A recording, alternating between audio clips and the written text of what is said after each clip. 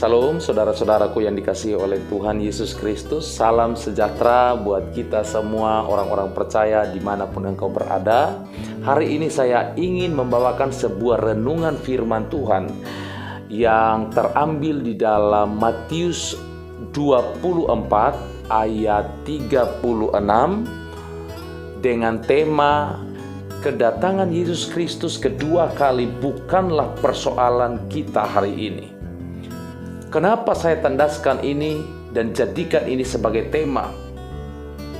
Karena saya pikir terlalu banyak pokok persoalan kita hari ini yang harus kita selesaikan di kalangan gereja Tuhan. Amin saudara-saudaraku. Mari kita buka satu nats firman Tuhan di dalam Injil Matius 24 ayat 36. Firman Tuhan berkata seperti ini saudara-saudaraku.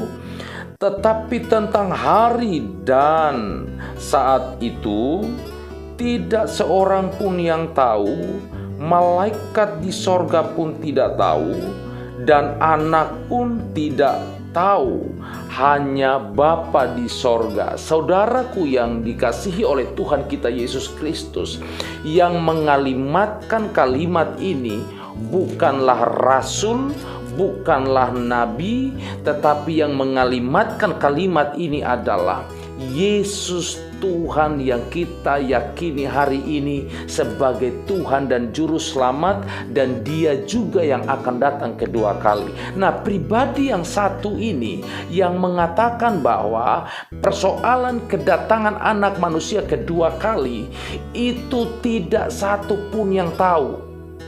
Garis bawahi kalimat, tidak satu orang pun yang tahu. Malaikat-malaikat pun tidak tahu, anak manusia pun tidak tahu, hanya Bapa di sorga yang tahu. Saudaraku, ada murid-murid yang bertanya kepada Yesus pada hari itu, "Guru, kira-kira tandanya seperti apa?"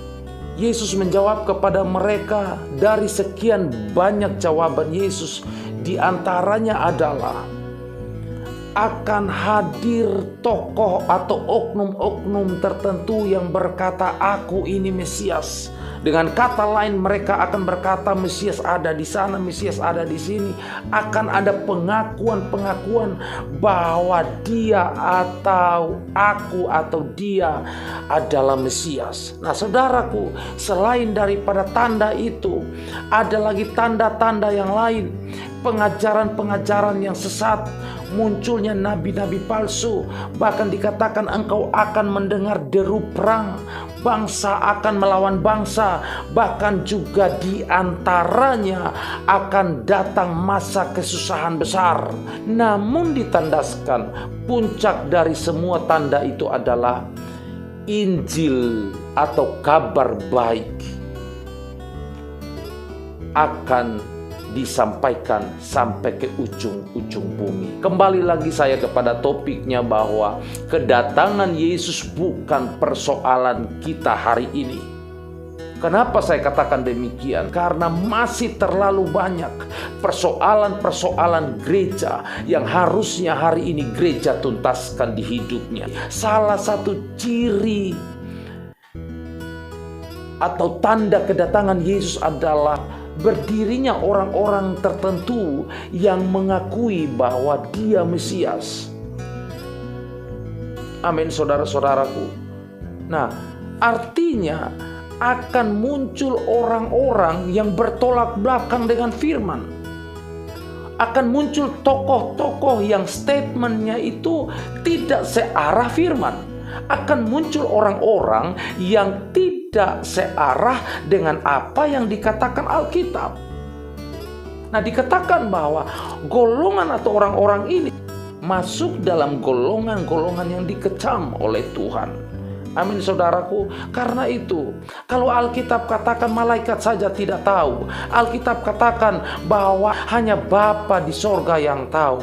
Kalau begitu, berarti kedatangan Yesus kedua kali bukanlah persoalan malaikat, bukanlah persoalan siapapun, apalagi persoalan engkau gereja Tuhan dan saya, jemaat yang terkasih dalam Tuhan Yesus Kristus. Alkitab katakan dengan jelas kok, kedatangan Yesus itu identik dengan, perlu dicatat bahwa itu adalah hari Tuhan. Lah kalau temanya saja itu adalah hari Tuhan, apa urusanmu tentang hari Tuhan? Enggak ada urusan. Dan apapun yang engkau lakukan hari ini, besok dan seterusnya, dalam hal ini tidak bisa mengubah kenyataan tentang apa yang akan terjadi di hari itu. Amin saudaraku. Nah, itu yang saya maksudkan. Artinya, kamu mau buat apapun hari ini, hari Tuhan tetaplah harinya. Kejadian yang terjadi di hari itu pun sesuai dengan apa yang dirancangkannya. Engkau tidak bisa menolak hari itu atau mengubah hari itu. Amin. Karena itu, berhubungan dengan tema ini, ada beberapa hal yang harusnya gereja perhatikan di hidupnya. Yang pertama, kalau hari ini engkau punya kesempatan untuk hidup, maka detik, jam, saat, bahkan saat engkau mendengarkan khotbah ini, keputusan dan sikap yang harus engkau lakukan adalah, sudahkah engkau menjadikan Yesus itu benar-benar menjadi Tuhan dan Juru Selamat di hidupmu? Saya pikir ini menjadi pokok persoalan serius yang hari ini harus diselesaikan gereja Tuhan hari ini. Sudahkah kita menjadikan Dia kebenaran satu-satunya? Sudahkah kita menjadikan Dia pokok penyelesaian dari semua persoalan-persoalan, polemik-polemik hidup yang hari ini sementara kita hadapi? Saudaraku terkasih, kedatangan Yesus tidak ditentukan oleh seberapa banyak engkau melakukan atau seberapa banyak engkau menjadi kudus. Kedatangan Yesus ditentukan oleh harinya Tuhan sendiri. Amin. Amin. Itu berbicara tentang hak prerogatifnya Dia sebagai Tuhan dan Juru Selamat. Saudara, yang menentukan engkau hidup, yang menentukan engkau selamat atau tidaknya di hari itu, bukan persoalan hari ini seberapa banyak perbuatanmu membuat engkau menjadi kudus. Tapi yang menentukan engkau berkenan di mata Tuhan adalah, sudahkah engkau menjadikan Dia Tuhan atas segala keadaan? Amin saudaraku yang dikasihi oleh Tuhan. Sudahkah kita menjadikan Dia menjadi Tuhan di tengah-tengah persoalan kita? Amin. Yang kedua, kalau ada kesempatan supaya kita lakukan sesuatu hari ini, saya pikir yang perlu kita lakukan adalah, saudara dan saya harus bertumbuh dewasa di dalam iman kepada Yesus Kristus Tuhan. Harusnya yang diselesaikan gereja adalah, hari ini engkau harus menjadi gereja yang bertumbuh dewasa di dalam pengenalan yang benar akan Yesus Kristus sebagai Tuhan dan Juru Selamat.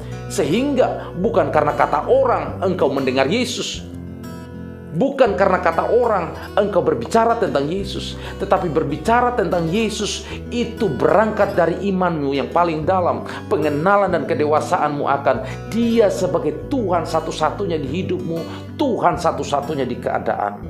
Amin saudaraku yang dikasihi oleh Tuhan. Jadi kalau hari ini persoalan, kalau cuma bisa berbicara tentang Yesus, semua orang bisa berbicara tentang Yesus. Anak kecil yang kemarin lahir saja, dia bisa berbicara tentang Yesus. Amin, saudara-saudaraku. Namun persoalannya hari ini, apakah kita orang-orang yang sudah menerima Dia sebagai Tuhan dan Juru Selamat didapati olehnya hidup oleh iman? Atau hari ini kita hidup oleh apa yang kita lihat, apa yang kita dengar? Bukankah sebaliknya, hidup kita akan tertakar oleh apa yang kita lihat?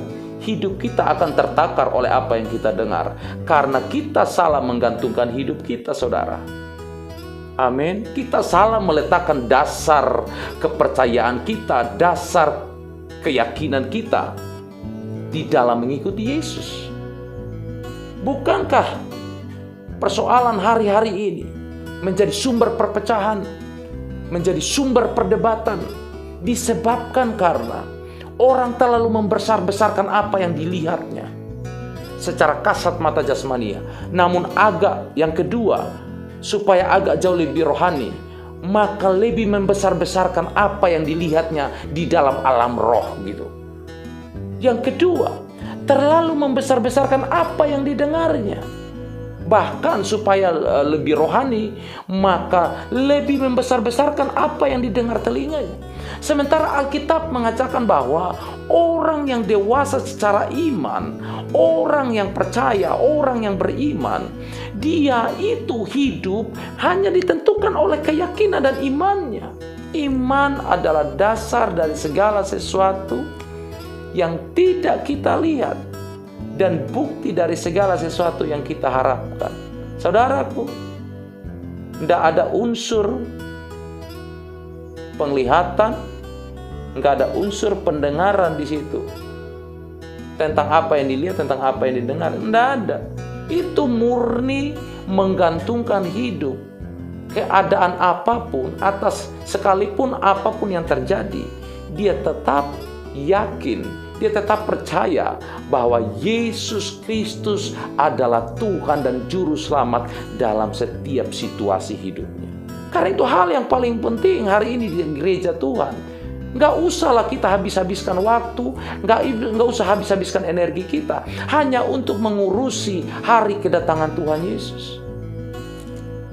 Urusi iman kita. Apakah kita sudah bertumbuh secara progres menuju kedewasaan iman kepada Yesus Kristus Tuhan dan Juru Selamat kita atau belum? Dalam segala keadaan, dalam situasi separah apapun, Yesus Kristus itu tetap Tuhan dan Juru Selamat, saudara-saudaraku yang dikasihi oleh Tuhan. Kita tidak bisa meniadakan kebenaran ini. Demikian juga engkau tidak bisa berupaya lebih seolah-olah engkau tertolong di hari itu karena upayamu hari ini. Saudaraku, tidak bisa. Saya kasih contoh saja begini. Jangankan hari kedatangan Tuhan, hari yang dahsyat luar biasa, langit, bumi, tanah yang engkau pijak, langit yang engkau junjung, itu akan tunduk kepada Dia sebagai Tuhan dan Juru Selamat. Hari yang dahsyat. Jangankan hari itu, saudara. Saya ingin katakan begini. Cuman berbicara tentang corona saja. Sebelum terjadi di Indonesia, kita sudah tahu bahwa terjadi di China.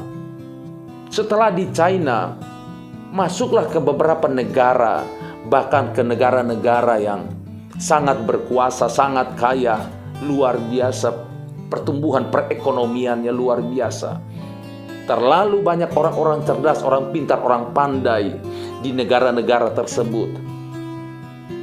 Namun fakta membuktikan bahwa tidak mampu, pengetahuan tidak mampu menolong mereka. Teknologi mereka tidak mampu menolong mereka. Medis, para medis di wilayah mereka tidak mampu mengubah keadaan. Saudaraku, yang luar biasa adalah sebelum terjadi di Indonesia, kita kan sudah tahu. Pertanyaan saya itu simpel aja. Apakah di Indonesia kurang orang hebat? Apakah di bangsa ini kurang gereja? Kurang rohaniawan? sehingga sampai detik jam saat ini corona tidak bisa dihentikan. Saya ingin katakan saudaraku yang dikasihi oleh Tuhan, corona saja kita tidak bisa mampu hentikan, apalagi berbicara tentang hari yang dahsyat itu. Saudaraku, sebelum corona datang, terlalu banyak orang sudah hidup sehat. Sudah terlalu banyak orang mengumpulkan harta demi kesehatan mereka. Namun hari ini tidak bertujuan untuk merendahkan, tetapi saudara-saudara kita di antaranya, mereka yang punya duit, mereka yang punya kekayaan, mereka yang punya emas permata, tidak mampu menolong mereka ketika corona harus merenggut nyawa mereka. Saudaraku yang dikasihi oleh Tuhan, apakah kurang medis? Apakah mereka kurang kaya? Saya pikir tidaklah demikian. Artinya, ada hari-hari di mana kita tidak mampu selesaikan dengan cara kita. Siapapun kita, apapun persiapan kita sebelumnya, kita tidak mampu menolong diri kita di hari itu. Karena itu saya ingin katakan begini, berbicara tentang kedatangan Tuhan Yesus, apapun yang engkau lakukan hari ini, tentang perkara kedatangan Yesus adalah perkara harinya Tuhan dengan kedahsyatannya. Namun hari ini harusnya engkau tidak menjadi takut akan hari itu. Engkau tidak boleh menjadi bimbang karena hari itu. Engkau tidak boleh menjadi pribadi yang pesimis karena hari itu. Karena kalau hari itu adalah hari Tuhan, yang pasti apabila hari ini engkau jadikan dia sebagai Tuhan dan Juru Selamat di hidupmu, maka sudah pasti matanya tidak tertutup terhadapmu dan telinganya, pendengarannya tidak tertutup buat engkau. Tangannya tidak mungkin tidak terulur buat engkau yang hari ini sudah menjadikan dia sebagai Tuhan dan Juru Selamat di hidupmu. Apalagi hari ini engkau menjadi orang-orang ketika dia dapati engkau adalah orang-orang yang dewasa di dalam keyakinanmu terhadap dia sebagai Tuhan dan Juru Selamat. Amin, saudaraku yang terkasih. Jadi kita terkadang tidak bisa menolong diri di keadaan-keadaan yang ada. Faktanya kita butuh Tuhan, apapun persiapan kita. Oleh karena itu, mari kita fokuskan diri kita, mempersiapkan diri kita dengan hal-hal yang harusnya menjadi hal yang esensial hari ini di hidup kita, yang harusnya kita perhatikan setiap harinya. Amin, saudaraku. Yang ketiga adalah kalau engkau punya kesempatan, saya punya kesempatan hari ini, maka setelah engkau sudah jadikan Yesus sebagai Tuhan dan Juru Selamat, yang kedua, kalau engkau sudah bertumbuh secara dewasa di dalam imanmu kepada Yesus sebagai Tuhan dan Juru Selamat, harusnya engkau menjadi pembawa kabar baik kemanapun engkau pergi. Saudaraku yang terkasih dalam Tuhan kita Yesus Kristus, puncak dari tanda kedatangan Yesus sebagai Tuhan dan Juru Selamat adalah Injil diberitakan sampai ke ujung-ujung bumi. Injil yang mana? Injil Yesus Kristus Tuhan. Amin, saudara.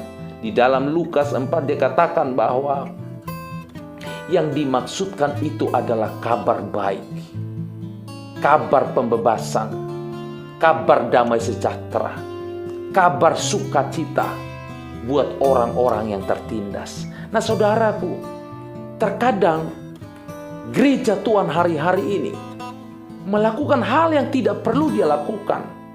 Kadang yang dilakukannya bukanlah persoalan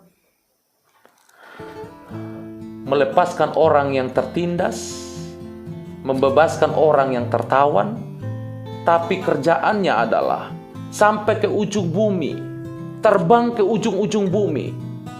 Apa yang dilakukannya? Mencari situs-situs kepercayaan masa lalu yang pada dasarnya sudah dimusnahkan Tuhan. Saudaraku terkasih dalam Tuhan Yesus Kristus, bagi saya, apa yang dimusnahkan Tuhan berarti eksistensinya tidak diizinkan Tuhan untuk ada hari ini selain Yesus Kristus sebagai Tuhan dan Juru Selamat. Ketahuilah, Injil Yesus Kristus Tuhan harus sampai ke ujung-ujung bumi. Kalau ujung bumi saja sampai, berarti di sekeliling kita harus beres begitu Bapak Ibu. Amin saudaraku. Terkadang kita pusing dengan kedatangan Yesus kedua kali, lantas kita lupa bahwa terlalu banyak orang miskin di sekeliling kita saudara-saudara. Gereja bukannya semakin sadar dan menjadi pembawa kabar baik, tetapi gereja semakin egois. Ini saudaraku, yang harusnya dilakukan oleh gereja adalah siapkan atapmu buat orang yang tidak punya atap. Siapkan lumbungmu buat mereka yang butuh makan setiap hari. Paling tidak dia bertahan hidup 1 tahun ke depan, 1 bulan ke depan. Ini yang harus dilakukan gereja. Bukan bagi nasi bungkus 3 tahun sekali. Orang akan sadar bahwa kabar baik mendatangi mereka ketika mereka sadar bahwa kesulitan hidup mereka sudah pergi dari mereka. Alias begini, kalau setiap hari mereka sulit untuk makan, maka mereka sadar bahwa hari ini kami tidak lagi kesulitan untuk makan. Amin saudaraku. Saya nggak berbicara supaya kita tampung sekian banyak orang, tapi paling tidak kalau gereja katakan bahwa Yesus sudah mau datang kedua kali, maka di rumahmu paling tidak ada 1 orang miskin. Bukan untuk jadi pembantu. Sekali lagi, bukan untuk jadi pembantu, tetapi dia menjadi orang yang oleh karena Injil engkau jadikan dia, engkau beri dia kesempatan untuk beratap di atapmu, untuk makan dari lumbungmu. Amin saudara-saudaraku yang dikasihi oleh Tuhan. Jadi saudaraku, sekali lagi, perkara kedatangan Yesus Kristus sebagai Tuhan dan Juru Selamat bukan persoalan kita, karena itu adalah persoalan Bapa di sorga. Mari kita pastikan bahwa Yesus Kristus Tuhan adalah Tuhan dan Juru Selamat dalam keluarga orang percaya. Yang kedua, gereja benar-benar bertumbuh secara dewasa di dalam pengenalan yang benar akan Kristus sebagai Tuhan dan Juru Selamat. Dan yang ketiga, gereja menjadi gereja yang tidak lagi egois. Gereja menjadi gereja yang benar-benar membawa kabar baik buat banyak orang. Amin saudaraku yang terkasih. Demikian renungan kita pada hari ini. Doa saya dan harapan saya agar kita tidak menghabiskan waktu kita dan energi kita untuk hal yang bukan bagian kita, melainkan kita fokus untuk membangun apa yang harusnya kita bangun sebagai gereja Tuhan di hidup kita. Sekian dan terima kasih. Tuhan Yesus memberkati kita semua. Shalom.